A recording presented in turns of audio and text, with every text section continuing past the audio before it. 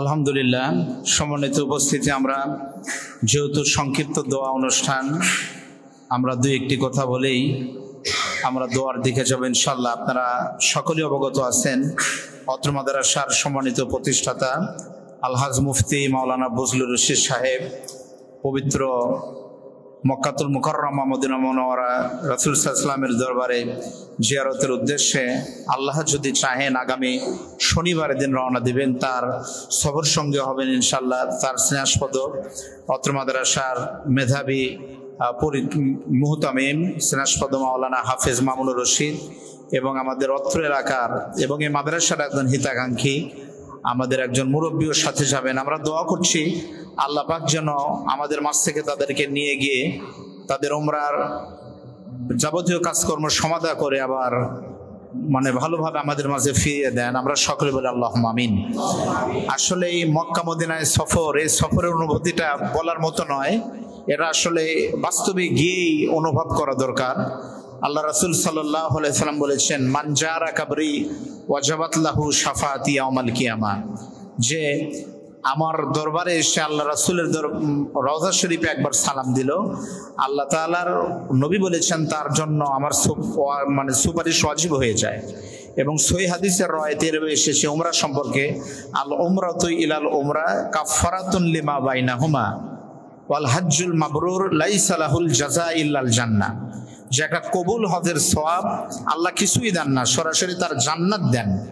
এবং একটা উমরা থেকে আরেকটা উমরা, এই দুই উমরার মাঝখানের যে গুনাহগুলি আল্লাহ পাক মাফ করে দেন। আমরা বলি আল্লাহুম্মা আমিন এবং সুবহানাল্লাহ।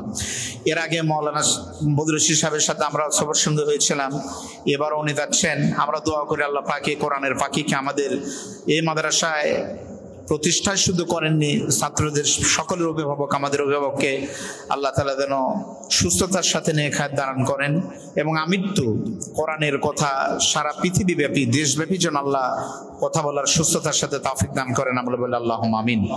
আজকের এই মোবারক অনুষ্ঠান মাদ্রাসার ছাত্র উপস্থিত আছে, থাকবেন বাংলাদেশ ইসলামী ছাত্র শিবিরের জেলা শাখার সম্মানিত সভাপতি সেক্রেটারি মহোদয় সহ ইসলামী আন্দোলনের ভাইয়েরা থাকবেন, অভিভাবকরা আছেন।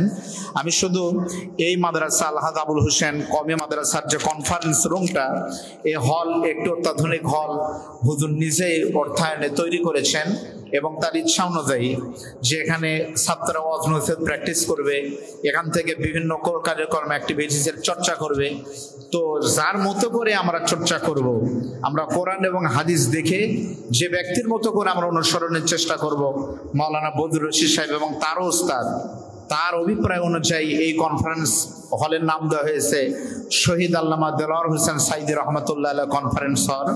আমরা দোয়া করি মাত্র একটা বছর আগেই হুজুর আমাদের মাঝ থেকে বিদায় নিয়েছেন। আজকে ইসলামের এই বিশাল বিজয় এবং দেশের এই পট পরিবর্তন, নির্ঝঞ্ঝাট এবং জঞ্জাল মুক্ত আজকে কোরআনের কথা বলার যে পরিবেশটা আল্লাহ তৈরি করে দিয়েছেন, হুজুর চোখে দেখে দিতে পারেননি। এই জগদ্দল পাথর সরার দৃশ্যটা উনি দেখে না যেতে পারলো। আল্লাহর ওলিরা এবং আল্লাহর প্রিয় বান্দারা মরে না। কোরআনের ভাষায় ওয়ালা তাকুলু লিমা ইউকতালু ফি সাবিলিল্লাহি আমওয়াত বাল আহইয়াউ ওয়ালাকিন লা তাশউরুন, তারা যে আল্লাহর ওলিরা জীবিত, এই কথা আমরা বিশ্বাস করি। এবং আল্লামা দেলোয়ার হোসেন সাইদি হুজুর অবশ্যই একজন বিদগ্ধ আল্লাহর ওলি ছিলেন, এটা আজকে প্রমাণিত সত্য। তার যে কথাগুলো তিনি বলে গিয়েছেন আজকে সব কথাগুলোই 100% হয়েছে। তো আল্লামা দেলোয়ার হোসেন সাইদি সাহেবের নিজস্ব সন্তান 4টি হলো, তার রুহানি সন্তান কোটি কোটি বাংলাদেশে। মাওলানা বজলুর রশিদ সাহেবও তার রুহানি সন্তান। মাওলানা দেলোয়ার হোসেন সাইদি সাহেব হুজুরকে দেখেই তিনি ওয়াজের মাঝে এসেছিলেন এবং 2009 সালে পাবনা দারুল আমান ট্রাস্টে মিডিয়ার মাধ্যমে তারা দেখছেন, অনেকে সাক্ষী, সেই পোস্টারও আমাদের কাছে আছে। সেই মাহফিলে সাইদি সাহেব হুজুর প্রধান বক্তা এবং মুফতি মাওলানা বজলুর রশিদ সাহেব হুজুর দ্বিতীয় বক্তা ছিলেন। আমি নিজেও মাহফিলে গিয়েছিলাম, ইসলামী বিশ্ববিদ্যালয়ে ছাত্র শিবিরের ভাইদের সাথে এসেছিলাম, দূর থেকে দেখতেছিলাম।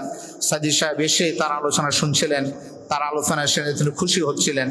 এই যে তার সরাসরি নেকদ থাকার কারণেই আল্লাহ পাক তাকে ময়দানে কবুল করেছেন।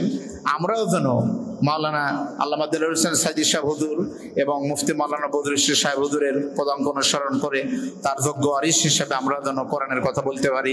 আল্লাহ তাআলা আমাদের অতীত জীবনের সমস্ত ভুল ত্রুটিগুলো কবুল করে মাফ করে দিয়ে দিনের পথে যেন আমৃত্যু অটল থাকার তৌফিক দান করেন।